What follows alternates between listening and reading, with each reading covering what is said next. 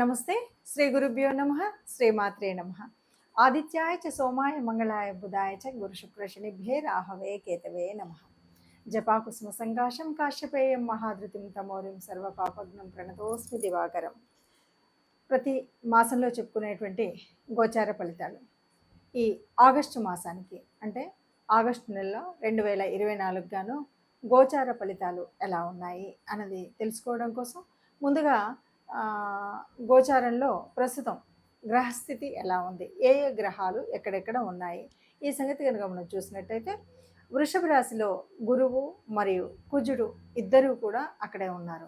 అయితే కుజుడు 27న మిథునంలోకి వెళ్తాడు.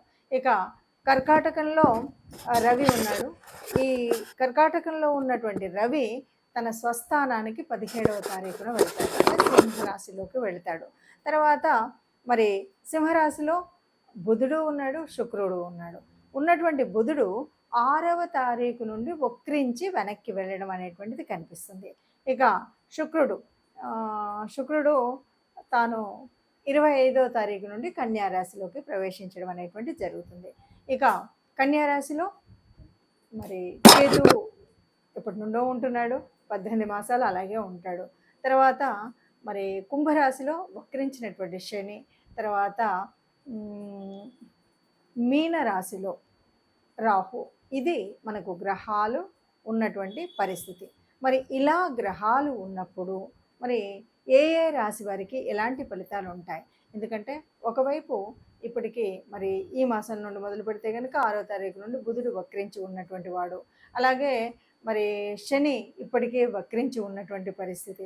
కొంతమందికి ఏళ్ళనాటి శని నడుస్తుంటే కొన్ని రాసుల వారికి, మరికొంతమందికి అర్ధాష్టమ శని నడుస్తూ ఉంటే, ఇలాంటి పరిస్థితుల్లో గురు కుజుల కలయిక ఒకవైపు, అలాగే మరి ఇప్పుడు మనకు చూస్తున్నటువంటి పరిస్థితుల్లో ఎక్కడైతే వక్రించినటువంటి బుధుడు ఒకవైపు, శని ఒకవైపు, ఇవన్నీ స్థితులు ఉన్నప్పుడు మరి ఈ మాసంలో ఎలా ఉంటుంది? మరి ఈ మాసం ప్రత్యేకత తీసుకున్నట్టయితే ఇంకా ఇదంతా కూడా శ్రావణ మాసంలోకి వస్తుంది. ఆగస్టు అనగానే మనకు మొదటి వారం దాటిందంటే శ్రావణ మాసం. శ్రావణ మాసంలో అంటే ఏదైనా సరే, ఏ గ్రహరీతులు ఎలా ఉన్నా సరే, ఆ మాసానికి సంబంధించినటువంటి అధిదేవతల్ని మనం తలిచినప్పుడు, కొలిచినప్పుడు ఏవైనా అవకతవకలు ఉన్నా, ఏదైనా చిన్న చిన్న తేడాలు ఉన్నా మనం సరి చేసుకోవడానికి ఎప్పటికప్పుడు దేవుడు మన దేవతా రూపాలు మనకు ఆయా పండగల రూపంలో దర్శనమిస్తూనే ఉంటాయి.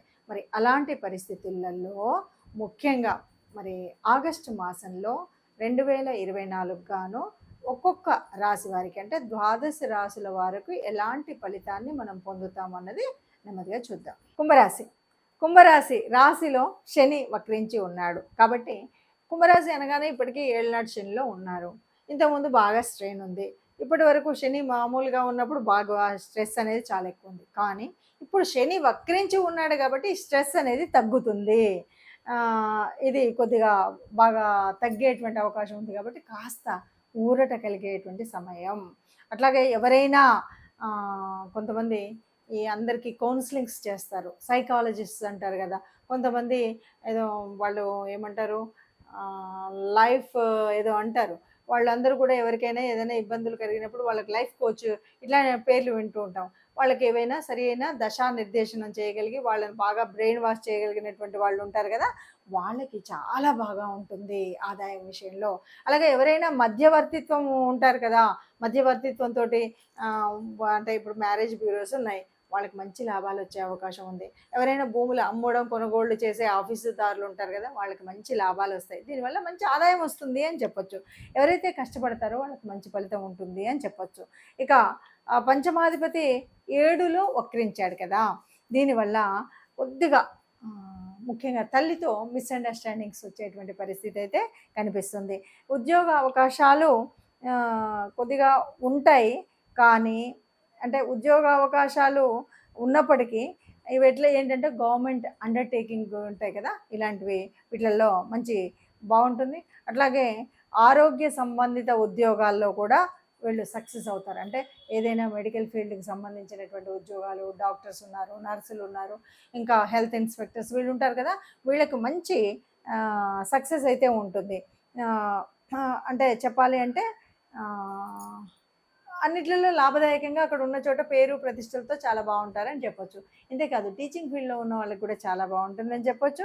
ఆహ్, ఎవరికైనా పూర్వీకుల ఆస్తికులకు సంబంధించినటువంటి డిస్ప్యూట్స్ గనక ఉంటే అవి ఆహ్, కొద్దిగా తగ్గినట్టు ఉంటాయి. అలాగే బిజినెస్‌లు చేసేటువంటి వాళ్ళకి ఆహ్, వారి దగ్గరి వారితో కొద్దిగా శత్రుత్వం కూడా ఏర్పడేటువంటి పరిస్థితి అయితే ఉంది. ఇక రెండవ పక్షంలో కూడా దాదాపుగా కష్టపడ్డ వాళ్ళకి ఫలితం ఉంటుంది. ఎవరైతే బాగా కష్టపడతారో వాళ్ళకి ఫలితం ఉంటుంది.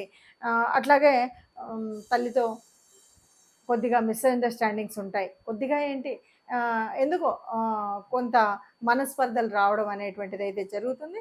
ఏదేమన్నా సరే ఎవరు కష్టపడితే ఆ కష్టానికి సరిపోయినటువంటి ఫలితం ఉంటుంది. ఏ ఉద్యోగం ముఖ్యంగా గవర్నమెంట్‌కి సంబంధించినటువంటి ఉద్యోగాల్లో చక్కటి సక్సెస్‌నైతే తెచ్చుకుంటారు. టీచింగ్ ఫీల్డ్‌లో ఉన్నవారికి కూడా చాలా బాగుంటుంది. మనం పూర్వీకులకు సంబంధించిన ఆస్తుల విషయాల్లో డిస్ప్యూట్స్ ఉన్నట్టయితే తగినంత వరకు చాలా వరకు అది సమన్వయంతో సరిదిద్దుకొని చేసుకున్నట్టయితే బాగుంటుంది.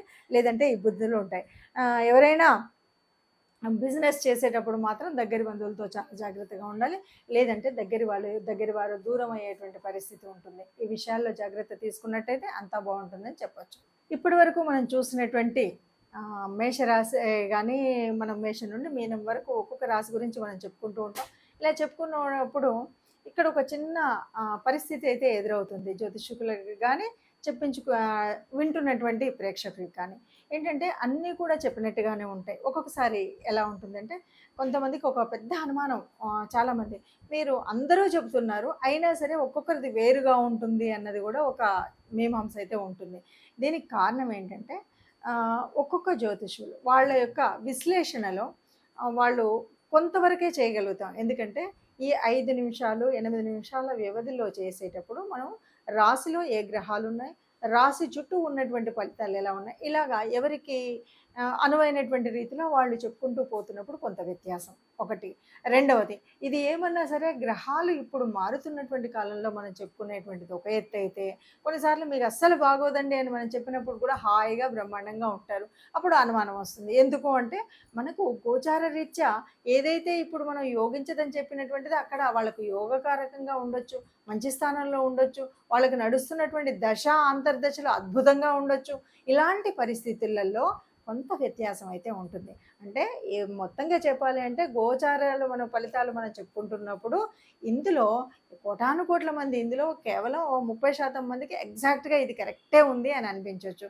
ఇంకోటి మనం డీప్గా అనాలిసిస్ చేయడం అనేటువంటిది ఉండదు. ఇది అందరినీ దృష్టిలో పెట్టుకొని ఈ రాశి వాళ్ళు ఈ ఈ జన్మ అంటే మనము ఈ రాశిని బట్టి కానీ జన్మ కుండలిలో ఉన్నటువంటి స్థితికి దీనికి ఉన్నటువంటి వ్యత్యాసాన్ని చెప్తూ వెళ్తున్నాం. కాబట్టి రాశి అనగానే ఇక్కడ ముందుగా మనకేంటి ఇక్కడంతా కూడా చంద్రుని బట్టి మారేటువంటి స్థితిని గురించి మనం చెప్పుకుంటున్నాం.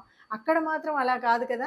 అందుకని ఈ వ్యత్యాసం అనేది ఉంటుంది. చాలా క్లియర్గా కావాలి అనుకునే వాళ్ళు ఎవరైనా సరే మీకు నచ్చినా లేకపోతే మీకు తెలిసినా దగ్గరలో ఉన్నటువంటి జ్యోతిష్యుల దగ్గరికి వెళ్ళి స్వయంగా మీ జన్మకుండల్ని చూపెట్టుకొని, అందులో కూడా ఇంకొక విషయం, ఒక్కసారి జన్మకుండల్లో మాది ఇదండి అనుకొని ఒకసారి వెళ్ళి మా మొత్తం జీవితం మొత్తము అద్దం ముందు కూర్చొని పెడితే అద్దంలో కనబడినట్టుగా కనబడుతుందంటే ఇది ఉట్టి మాట.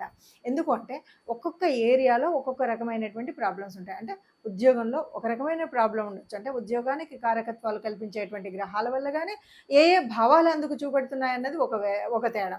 అలాగే ఉద్యోగం కానీ, వివాహం కానీ, సంతానం కానీ, ఇలా అనేక విషయాల్లో ఏ ఏరియాలో మనకు అంటే నాకు సంతానంలో కొద్దిగా ప్రాబ్లం ఉంది, లేకపోతే నాకు ఉద్యోగరీత్యా ఈ ప్రాబ్లం ఉంది, లేకపోతే నాకు ఫైనాన్షియల్గా ఈ ప్రాబ్లం ఉంది, అన్నీ ఉన్నాయి కానీ బంధువులతో ఈ ఇబ్బంది ఉంది, ఇలాంటివి ఏవి ఉంటాయో వాటిని ప్రత్యేకించి చెప్పడం కోసం, తెలుసుకోవడం కోసం మీరు చేయవలసిన పని ఎవరైనా సరే మీ జన్మజాతకాన్ని చూపెట్టుకోవాలి. జన్మజాతకం చూపెట్టుకోవాలి అంటే తప్పనిసరిగా పుట్టినటువంటి అంటే date of birth, place of birth, time of birth ఈ 3 తప్పనిసరిగా ఉండాలి. ఈ మూడింటిని ఉపయోగించుకొని మీ తెలిసినటువంటి జ్యోతిష్యులు, మీకు నమ్మకస్తులైనటువంటి వాళ్ళు లేదా మీకు దగ్గరలో ఉన్నటువంటి వాళ్ళు, మీకు వీలుగా ఉన్నటువంటి చోట మీరు చెప్పించుకుంటే ఏది కావాలో అది మీకు పూర్తిగా వివరంగా దొరుకుతుంది. ఆ దృష్టిగా వెళ్ళండి. ఇక ఇప్పటి వరకు మనం చెప్పుకున్నటువంటి వాటిలో ముఖ్యంగా ఇప్పుడు ఇదంతా కూడా శ్రావణ మాసం కాబట్టి ఏదైనా కొంచెం అటు ఇటుగా ఉన్నటువంటి దోషాలను సవరించుకోవడం కోసం మనం చేసుకునే రెమెడీస్ ఏమి చేసుకున్నప్పటికి కూడా ముఖ్యంగా ఈ మాసం అంతా కూడా లక్ష్మీదేవి ఆరాధనతో నిండేటువంటిది. ప్రకృతి తత్వం అంతా కూడా ఆత్మమయంగా ఉండేటువంటి అమ్మ రూపంగా ఉండేటువంటి స్థితి కాబట్టి అందరూ కూడా ఈ వచ్చేటువంటి శుక్రవారాలన్నింటిలో కూడా లక్ష్మీదేవి ప్రార్థన చేయండి. లక్ష్మితో పాటు ఆ విష్ణుమూర్తిని నమ్ముకొని ఆయన యొక్క విష్ణు సహస్రాలు వినడం కానీ, విష్ణుదేవుడి ఆలయానికి వెళ్ళడం కానీ చేసినట్టయితే ఏదైనా మనకు కష్టంగా అనిపించేటువంటి గ్రహస్థితి ఆ కష్టాన్ని తెలియకుండా ముందుకు తీసుకువెళ్తుంది. కాబట్టి అందరం సుఖంగా ఉండాలి, అందులో మనం ఉండాలని నమస్కరిస్తూ ధన్యవాదాలు.